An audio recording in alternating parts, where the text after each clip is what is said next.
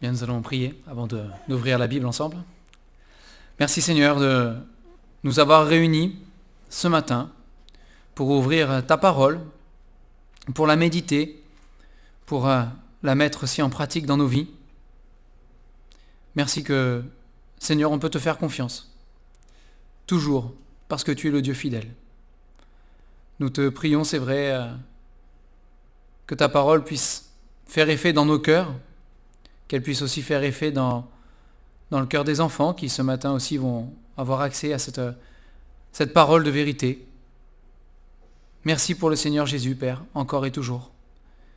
Et que ce matin encore tu puisses, être libre, Seigneur, d'agir et d'intervenir dans nos vies. Visite encore, Seigneur, ceux qui n'ont pas pu se joindre à nous. Et qu'eux aussi soient encouragés par cette même parole, cette parole de vie. Nous te bénissons au nom du Seigneur Jésus. Amen. Amen. Si je devais donner un titre au message de ce matin ou un thème général, ce serait le verset 20 du chapitre 50 de la Genèse. Genèse, chapitre 50, verset 20, qui est la conclusion de l'histoire de Joseph, où Joseph lui-même, parlant à ses frères, leur dit « Vous aviez médité de me faire du mal, Dieu l'a changé en bien, pour accomplir ce qui arrive aujourd'hui, pour sauver la vie à un peuple nombreux. » Et donc, on a ce dicton évangélique, il change le mal en bien, qui vient de là. C'est un verset de la Bible. Dieu est celui qui va changer le mal en bien. Quelque chose qui nous dépasse, qui nous dépasse complètement. Et on va voir une situation, justement, où il y a du mal, il y a du mauvais, une situation vécue par la première Église. Donc en Actes chapitre 8, on va lire ensemble les 8 premiers versets seulement. Actes 8, 1 à 8.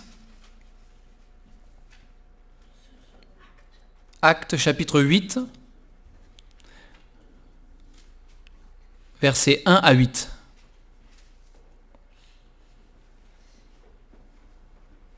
Il nous est dit ici, Saul avait approuvé le meurtre d'Étienne. Il y eut ce jour-là une grande persécution contre l'Église de Jérusalem. Et tous, excepté les apôtres, se dispersèrent dans les contrées de la Judée et de la Samarie. Des hommes pieux ensevelirent Étienne et le pleurèrent à grand bruit. Saul, de son côté, ravageait l'Église. Pénétrant dans les maisons, il en arrachait hommes et femmes et les faisait jeter en prison. Ceux qui avaient été dispersés allaient de lieu en lieu, annonçant la bonne nouvelle de la parole. Verset 5, Philippe, étant descendu dans la ville de Samarie, y prêcha le Christ. Les foules tout entières étaient attentives à ce que disait Philippe, lorsqu'elles apprirent et virent les miracles qu'il faisait. Car des esprits impurs sortirent de plusieurs démoniaques en poussant de grands cris, et beaucoup de paralytiques et de boiteux furent guéris. Et il y eut une grande joie dans cette ville. On va s'arrêter là ce matin, je ne pense pas qu'on ira plus loin. Dieu change le mal en bien. C'est une vérité dans la Bible. On voit cette vérité, si vous voulez, dans plein d'histoires dans la parole de Dieu.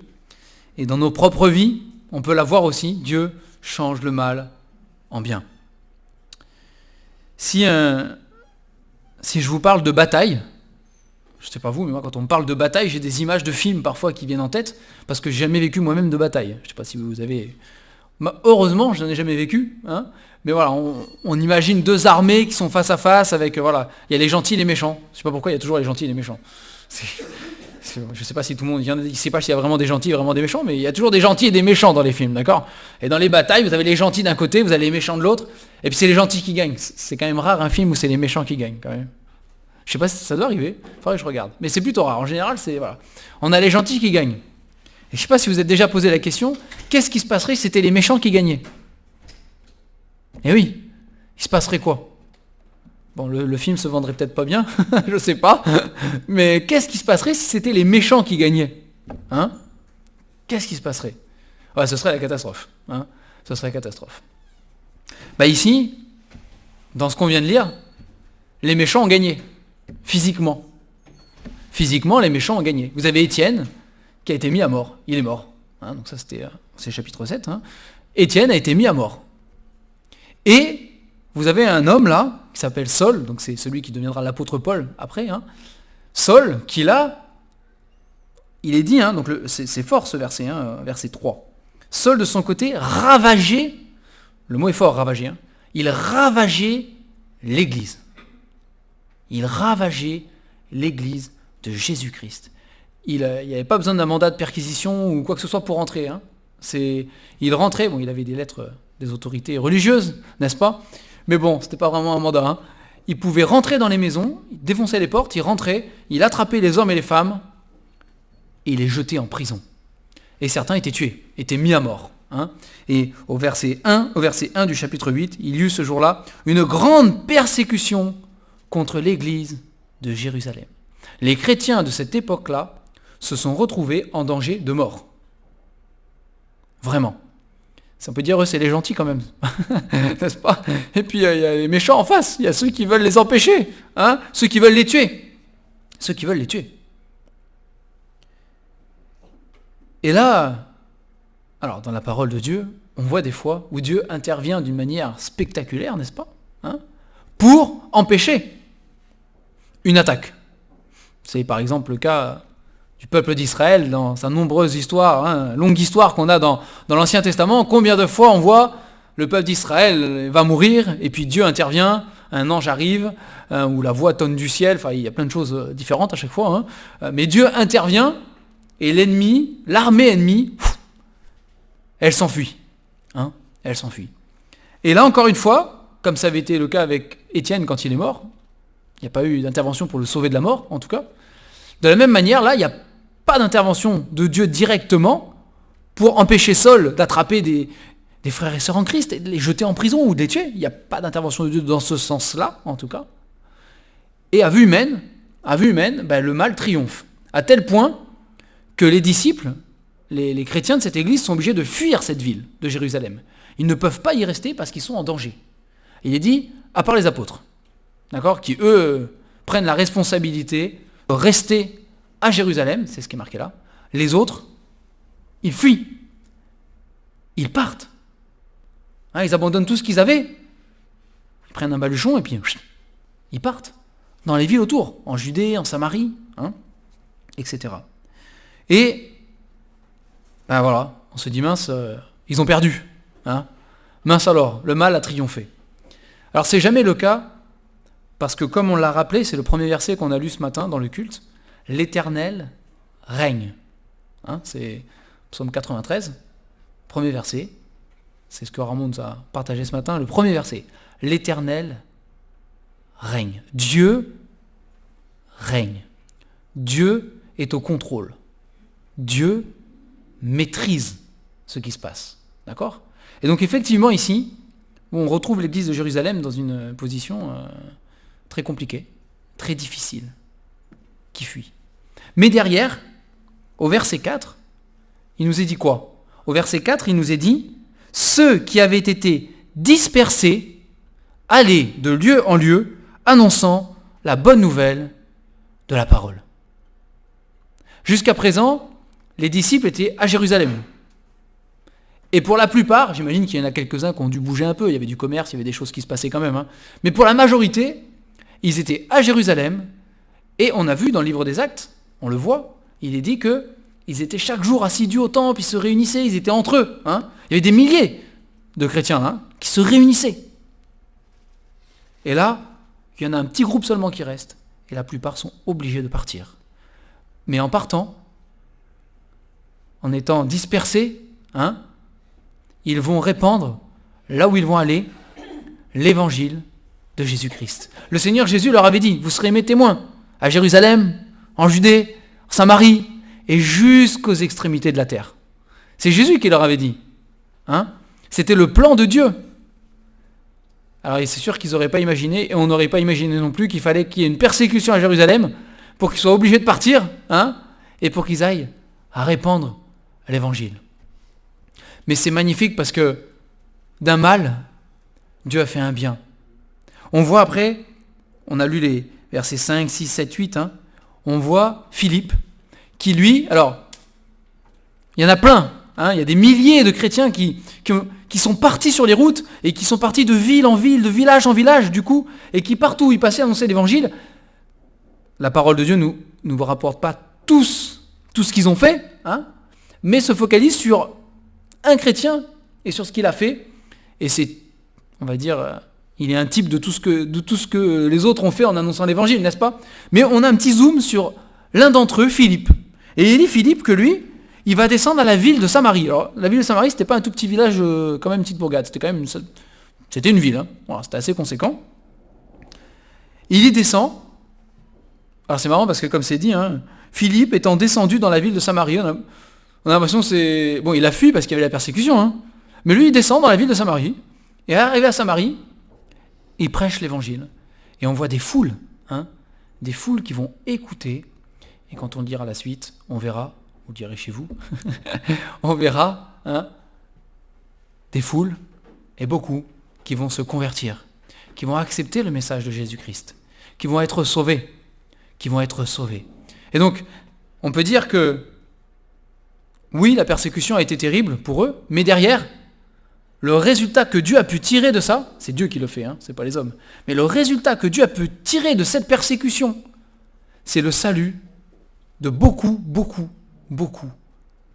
d'âmes. Beaucoup de personnes ont pu être sauvées. Parce qu'à cause de la persécution, les disciples sont partis et ont parlé de Jésus-Christ. Et c'est fort quand même. C'est fort de voir à quel point Dieu est au contrôle de toutes choses. Et à quel point tout ce que il nous apparaît comme être mauvais, Dieu le transforme en bien. Et c'est une règle absolue. Si on peut dire qu'il y a un méchant dans l'histoire, la Bible nous présente un méchant, nous présente l'ennemi de Dieu. La Bible nous présente Satan comme étant celui qui veut tout faire pour que les hommes ne soient pas sauvés, qui veut tout faire pour détruire l'Église de Jésus-Christ, et attaquer le peuple aussi d'Israël. C'est le plan du diable, ça. Et à chaque fois qu'il croit avoir remporté une bataille, vous savez, c'est comme aux échecs. Dieu, il a un coup d'avance. Toujours. Il n'y en a même pas qu'un, il y en a même plusieurs. Mais toujours, Dieu a un coup d'avance.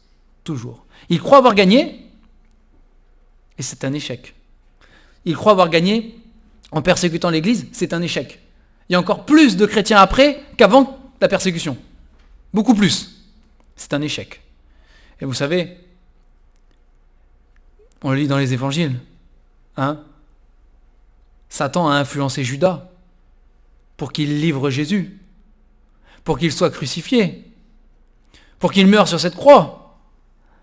Et Satan a dû se frotter les mains, parce que Satan, il ne sait pas tout, vous savez. Il ne peut pas deviner les plans de Dieu à l'avance. Il a dû se frotter les mains et croire que la victoire était à lui. Tu lui blesseras le talon. Peut-être le talon a été blessé. Mais après, il est dit que la tête du serpent sera écrasée. Et 3 jours après, le Seigneur Jésus est ressuscité des morts. Et là, je pense qu'il y en a un qui a commencé à comprendre que ça avait tourné au vinaigre, comme on dit. Ça ne s'est pas passé comme il aurait prévu. Parce que d'un mal apparent, la crucifixion du juste, d'un mal apparent, Dieu a fait un bien plus excellent que tout ce qu'on aurait pu imaginer. Il a donné un moyen à l'humanité tout entière d'être sauvée. Il a transformé un mal en bien. C'est la transformation par excellence, celle-là, n'est-ce pas ? Et Dieu ne s'arrête jamais de le faire. Et il le fait aussi dans nos propres vies. Et il l'a fait dans la vie de Joseph. Joseph, vendu par ses frères. C'est quand même terrible. Ils voulaient le tuer. Bon, ils l'ont vendu. C'était pas forcément... vendu comme esclave. Il se retrouve en prison. Et après, il se retrouve à la tête du royaume d'Égypte. Et il peut sauver la vie à toute sa famille à cause de la famine qui était là dans le coin. Il l'a fait dans la vie de Joseph. Pour le Seigneur Jésus, c'est extraordinaire. Et Dieu veut aussi le faire dans chacune de nos vies. C'est la vérité. Dans nos vies, il veut changer le mal en bien. Tous on vit des choses difficiles, à notre échelle, à notre mesure. La Bible nous dit, le Seigneur nous dit que c'est chacun avec selon ce qu'il peut supporter. Le Seigneur, c'est adapté à chacun d'entre nous, mais on a tous des moments difficiles, parfois extrêmement difficiles. Parfois on est au bout du rouleau, on n'en peut plus, et on est accablé de toutes sortes de choses. Parfois on est persécuté aussi pour notre foi de manière, on va dire, très directe. Parfois c'est indirect, parfois très direct. On a ces exemples dans la parole de Dieu, on a ce verset qu'on ne doit pas oublier. Dieu change le mal en bien. Peu importe ce qui m'arrive, je dois faire confiance à Dieu. Il a un coup d'avance sur moi. Il a un coup d'avance sur l'ennemi. Il a un coup d'avance sur les situations difficiles que je peux vivre. Dieu a un coup d'avance. Il voit toujours un coup plus loin. Il a déjà prévu la suite.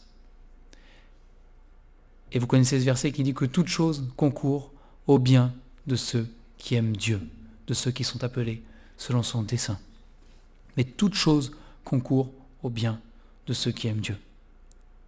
Ça veut dire que même le malheur dans ma vie, même le pire des malheurs que Dieu permet dans ma vie, Dieu, d'une manière ou d'une autre, va le transformer en bien. Moi, je ne sais pas comment il va faire. Ça me semble même impossible, à vue humaine. Mais c'est une promesse de Dieu. Et il le fera toujours. Il transformera nos malheurs pour le bien. Il le fera. Et on doit lui faire confiance. Et on ne doit pas se décourager. On ne doit pas se démoraliser. On ne doit pas se plaindre non plus. Il est bon d'attendre en silence le secours de l'Éternel. On ne doit pas se plaindre, on ne doit pas gémir, on ne doit pas se lamenter devant Dieu. On doit lui faire confiance. Seigneur, c'est difficile, c'est dur. Le mal triomphe autour de moi, mais je te fais confiance. Tu l'as promis et tu le feras.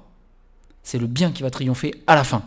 Tu vas transformer tout ça en bien. Là où le péché abonde, c'est la grâce qui surabonde. Celui qui a le dernier mot, c'est Dieu. Et il est vrai qu'il y a une bataille. La Bible en parle. Il y a une bataille spirituelle. Mais ce n'est pas une bataille comme dans les films. Ce n'est pas une bataille où on ne sait pas qui va gagner entre le camp de l'ennemi de Dieu, et puis nous, on est en plein milieu, et on ne sait pas ce que... Non. C'est une bataille qui est... La fin est déjà écrite. On sait déjà que quoi que fasse l'ennemi, il l'a perdu. Et il perdra. Il n'obtiendra jamais une victoire. Parce que Dieu aura un coup de plus pour dire « Tu as cru, mais non. Parce que moi, j'ai toujours la victoire. » Et dans nos vies, c'est la même chose. L'ennemi va s'acharner aussi. Nous sommes sous les coups de l'ennemi. Il cherchera d'une manière ou d'une autre à nous paralyser dans notre vie d'enfant de Dieu. Si nous sommes enfants de Dieu, il va chercher à nous paralyser, à nous empêcher de servir le Seigneur, à nous empêcher de marcher, à nous empêcher d'être en contact avec la parole de Dieu. Il va faire ce qu'il faut pour ça. Et Dieu peut dire aussi là, moi j'ai un coup de plus. J'ai le coup qui permet de transformer ça en bien. Mais on doit lui faire confiance. C'est toujours pareil, c'est notre foi. On doit faire confiance que Dieu, dans notre vie, à chacun d'entre nous, personnellement, il va agir. Il va être là. Ces chrétiens-là, ils ont fait confiance à Dieu, ils sont partis, ils ont parlé de Dieu. C'est pas parce qu'ils ont été persécutés à Jérusalem que du coup, ils sont partis et puis ils ont fermé leur bouche. Ils auraient pu, Vous savez, pas évident quand même, ils étaient mis à mort, on les arrachait dans les maisons, on le voit, Saul, il arrachait dans les maisons, il les mettait en prison, après ils étaient battus, on leur enlevait leurs biens, il est question de ça aussi, confiscation de leurs biens, et puis parfois certains étaient tués, etc. Ils auraient pu se dire, bon, là ça sent pas bon, on est connu, on va ailleurs, on va dans une autre ville, un autre village, et puis incognito. Là par contre on se tait cette fois, on va pas recommencer, on ferme la bouche. Pas du tout. Ils sont partis, mais ils avaient confiance en Dieu. Du coup, ils ont reproduit, ils ont parlé du Seigneur Jésus. Ils se sont pas tus, ils ont fait confiance à Dieu. De la même manière que vous avez ce petit verset dans ce récit, vous avez un petit verset qui est glissé là, je ne sais pas si vous avez fait attention à ça, verset 2. C'est au verset 2, vous avez un petit verset là qui nous dit qu'il y a des hommes pieux, qui ont enseveli Étienne, bah oui, il venait d'être lapidé, d'être mis à mort, qui ont enseveli Étienne. Et il est dit, et le pleurèrent à grand bruit. Il vient de se faire lapider parce qu'il prêche Jésus-Christ. Ce jour-là, il y a une grande persécution contre toute l'église qui est à Jérusalem. Tous les chrétiens, il y en a qui sont arrêtés, mis en prison, etc. Il y en a qui sont mis à mort, etc. Les gens se dispersent de partout. Les chrétiens se dispersent pour échapper à la persécution. Et eux, ils enterrent Étienne et ils pleurent à grand bruit. Ils ne se cachent pas. C'est incroyable. Ils ne se cachent pas. Je veux dire, en silence. Ça aurait pu être marqué en silence, vous savez. En cachette, en silence. Pas du tout. Pas du tout. Ils le pleurent à grand bruit. Ils manifestent leur appartenance à la même foi qu'Étienne, du coup. Mais voilà, ils manifestent leur foi, du coup, d'une certaine manière. Ils manifestent leur foi en Jésus-Christ, malgré la difficulté, malgré le malheur, malgré la persécution, malgré les risques, malgré toute chose. Pourquoi ? Parce qu'ils ont confiance en Dieu. Comme Étienne avait confiance en Dieu, ils avaient confiance. Alors, ils ont parlé. Ils ont manifesté leur foi. Et nous, c'est la même chose. Dans nos situations difficiles, dans les malheurs qui nous atteignent, parce qu'on n'est pas épargnés, dans les malheurs qui nous tombent dessus, et dans ceux qui nous tomberont encore dessus, parce que la vie n'est pas terrible. Tant qu'on respire, le péché dans le monde, et il y aura toujours des malheurs. Mais voilà, avec tous les malheurs qui nous atteindront encore, on ne doit pas oublier ça. On doit faire confiance à Dieu en toutes choses. D'un mal, il fera un bien. Je ne sais pas comment, je ne comprends pas tout. Mais c'est la foi. C'est la foi. Je fais confiance. Je fais confiance que Dieu sait ce qu'il fait. Que Dieu règne. Et qu'il va agir. Je ne sais pas comment il va faire. Moi j'ai plein d'idées, mais souvent quand j'en ai 10, c'est la 11e. C'est celle que j'ai pas eue. C'est comme ça que Dieu montre qu'il est vraiment Dieu. Il va le faire. Je ne sais pas comment, mais il va le faire. Alors prenons courage. Vraiment, prenons courage. Soyons encouragés, encore ce matin. Dire, Seigneur, je ne vais pas me plaindre de ce que je vis, de mes situations, de mes galères, de mes difficultés, des malheurs qui m'atteignent. Je ne vais pas me plaindre, Seigneur. Je vais lever les yeux vers toi. Et je vais dire, Seigneur, toi, tu sais ce que tu fais. Tu as le coup d'après. Je vais te faire confiance. Et ensemble, on verra comment tu vas faire pour transformer le mal en bien. La question, c'est pas s'il va le faire, on sait qu'il va le faire. Mais comment il va faire ? De la curiosité. Tiens, Seigneur, on va voir. Un malheur un matin, je suis curieux de voir comment tu vas faire pour transformer ça en bien, Seigneur. Je m'attends à toi. Je te fais confiance. On va prier pour terminer. Seigneur, merci pour la Bible. Merci pour ta parole. Merci pour les exemples qui nous ont été rapportés grâce à elle. D'hommes et de femmes qui ont vécu leur foi, parfois en tâtonnant, parfois avec difficulté. Mais Seigneur, merci pour cette grande vérité que d'un mal, tu feras un bien. Seigneur, si on s'arrêtait à regarder tous les malheurs qui existent dans ce monde et dans notre propre vie, Seigneur, oui, on déprimerait, on serait découragé, on serait abattu, on serait mis à terre et on ne se relèverait plus. Mais c'est parce que toi tu souhaites pour nous, notre Dieu. Toi, Seigneur, tu souhaites qu'on se relève avec foi, avec confiance en toi.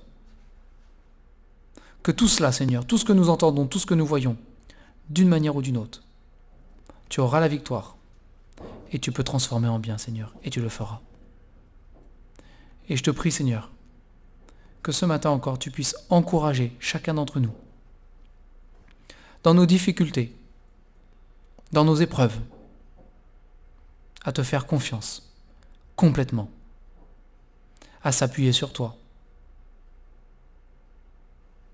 Seigneur, nous avons besoin de toi. Nous avons besoin de toi, notre Dieu. Viens à notre secours. Comme il est écrit, viens au secours aussi de notre incrédulité, de notre manque de confiance en toi. Aide-nous à te croire vraiment, Seigneur, à croire en tes promesses, à les saisir pour nous-mêmes, à marcher par la foi. Merci, notre Dieu et Père, parce que si l'ennemi a cru tuer le Seigneur Jésus, tu l'as transformé pour notre victoire et pour notre salut. Merci parce qu'aujourd'hui, Seigneur Jésus, tu es vivant. Et tu feras la même chose dans chacune de nos vies, parce que tu le promets. Sois béni, sois adoré ce matin, pour ce Dieu extraordinaire que tu es, ce Dieu merveilleux. À toi soit toute la gloire, au nom du Seigneur Jésus. Amen.